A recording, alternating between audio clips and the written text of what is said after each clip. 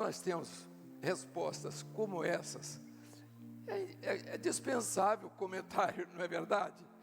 Você vai comentar aquilo que todo mundo já soube, já respondeu, com propriedade. Os irmãos, veja, até a representante aí de Manhuaçu falou aqui por último, aquilo que, né, se perguntar a alguns adultos, eles não sabem responder, mas ela sabe, com a Bíblia também do tamanho maior do que ela, não é?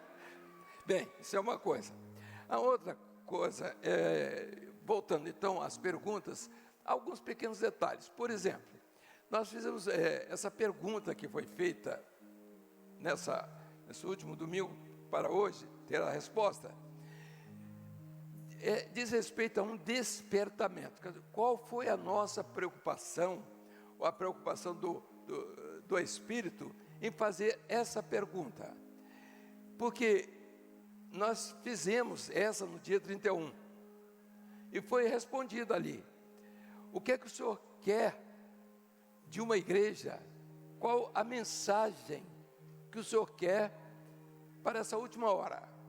Quem vai entregar a última mensagem? Aí você diz assim, quem entregou a primeira? Pedro. Onde é que está a diferença de Pedro lá para o Pedro de hoje aqui? A diferença não existe, porque o Pedro lá do Pentecostes foi o que recebeu as instruções do Espírito Santo para entregar uma mensagem que todos pudessem entender.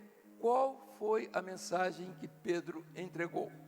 A essência dela é de que Jesus estava vivo. E a pergunta que se faz hoje aqui, qual a mensagem que a igreja fiel tem para entregar ao mundo nessa hora? É de que Jesus está morto, não é? Não, Jesus está vivo. Mas você entregar a mensagem de que Jesus está vivo, você tem que entender o que é dom espiritual. Se não tem dom espiritual, Jesus está vivo em quê? Palavra revelada? Não, você tem letra. Onde é que está a vida? Uma coisa é a palavra da vida. A palavra da vida é a Bíblia. Você pode ler palavra da vida, falar a respeito da vida eterna, falar a respeito da sua vida, falar a respeito da salvação. A outra coisa é a palavra viva. É quando você tem essa palavra e exercita essa palavra em sua vida. É o seu testemunho, o testemunho de uma palavra revelada. Essa palavra revelada é a palavra que tem vida, porque ela foi revelada pelo Espírito de vida, que é o Espírito Santo. Então, no aspecto entre Pedro entregando a primeira mensagem e a igreja que vai entregar a última mensagem, nesse aspecto é a mesma coisa. O que temos a dizer para o mundo? Aquilo que o mundo não sabe, a religião não sabe. Ela pensa que Jesus está morto e todo mundo comemora, chora, e dá certo. Nós não temos nada para falar desse aspecto, que são sentimentos humanos, e são nobres até os sentimentos humanos, mas isso não tem nada a ver com vida eterna, nada a ver com salvação. Sentimentalismo dentro de religião é um perigo, Então, o que nós temos é ter aquilo que o Senhor tem dado, que são as revelações da presença dEle.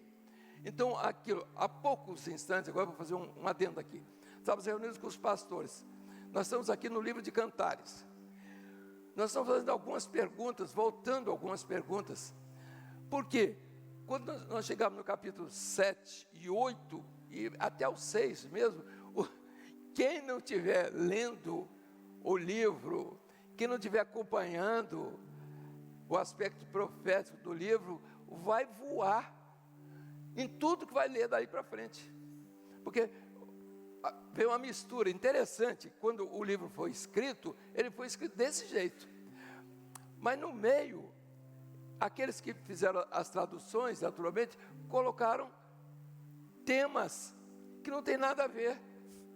Há um momento que o livro, ele para num capítulo e fala só sobre o arrebatamento. Aí você diz, mas não entendi nada.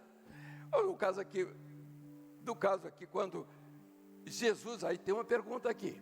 Bom, quando foi que o Senhor Jesus se deu conta de que Ele ia descer ao mundo, no mundo, ia morrer, ia sofrer, ia ressuscitar? Quando foi isso? Ele estava onde? Ele estava na eternidade. Então ele viu de longe o sacrifício dele. Quando ele chegou no templo, aí fisicamente, ele chegou no templo, ele viu o povo entrando, e ele estava entre o holocausto e a porta que dava entrada para o Santíssimo, para o santuário. E ele ali começou a ver a população chegando. Ele diz assim, na mente, por certo, dele, ele diz assim: pois é, se eu não morrer por esse povo que está aí, eu vou para esse holocausto aqui, algo tosco, como uma ovelha que está estendida ali, essa vai ser a minha situação. E se isso não acontecer, quem vai salvar esse povo? Então, o amor dele se expressou de várias maneiras. Logo no início do seu ministério, ele sentiu isso. Era a necessidade dele morrer, porque foi o objetivo quando ele veio da eternidade. Mas lá na eternidade, ele vem para um lado físico, interessante, o Monte das Oliveiras, onde ele teve o seu sofrimento. Irei ao Monte da Mirra. Por que o Monte da Mirra? Era o Monte das Oliveiras, foi o Monte do Sofrimento. A palavra chamada, onde ele foi, que ele ficou, era Getsemane. O Getsemane é lugar, a tradução é essa, lugar da prensa de óleo. Quem vai lá, ao pé do Monte das Oliveiras, e vê, tem até um templo lá, a pedra está lá ainda, é a pedra que moía as azeitonas ali, colhia-se as azeitonas, e elas eram moídas para tirar o óleo. Da mesma forma, diz assim, eu fui moído da mesma maneira. Por isso, a palavra Getsemane. Então ele diz assim, antes de eu arrebatar a igreja, antes de eu conhecer a minha amada, antes de tudo isso, eu quero, é isso que eu quero. A eternidade precisa da igreja aqui, da minha esposa, ela vai precisar, mas antes disso, eu vou passar pelo Monte da Mirra, que foi o Getsemane, que foi o lugar da prensa de óleo, que foi o Monte das Oliveiras, foi o momento do seu sofrimento, quando ele foi a noite chamada da agonia, quando ele foi desprezado por todos. Escuta, quando vocês estão dormindo, e eu estou aqui nessa aflição, não tem ninguém para me socorrer. E lá no Calvário ele diz, por que, meu Deus, você me desamparou? Deus meu, por que me desamparou? Mas era o profético, irei ao Monte da Mirra e ao outeiro do incenso. Vejam só, meus irmãos, quem lê o livro ali, você vem lendo, não tem nada uma coisa com outra, um versículo deu um salto ali, que história é essa? Se não tiver revelação, não entra no livro, de hipótese nenhuma. Mas assim, ao outeiro de incenso, o Gólgota, ele foi levado ali, era um montezinho, que até hoje você vai em Israel, você vê, tem um lugar chamado Caveira, e é bíblico, está escrito lugar chamado Caveira, porque tem o formato de um tronco, de um crânio ali. Então ali ele foi levado para expiação, ali ele entregou a sua vida como incenso, como o perfume para cobrir o pecado do homem, e ele ali se definhou, ali ele entregou tudo que ele tinha, que era o seu próprio sangue. Vejam só, meus irmãos, as perguntas, eu estou voltando aqui, as perguntas que estão em Cantares. Se o irmão, se a igreja não entender isso, ela perdeu todo o tempo dela, em todas as épocas. Ela saiu completamente de um projeto maravilhoso, que é profético.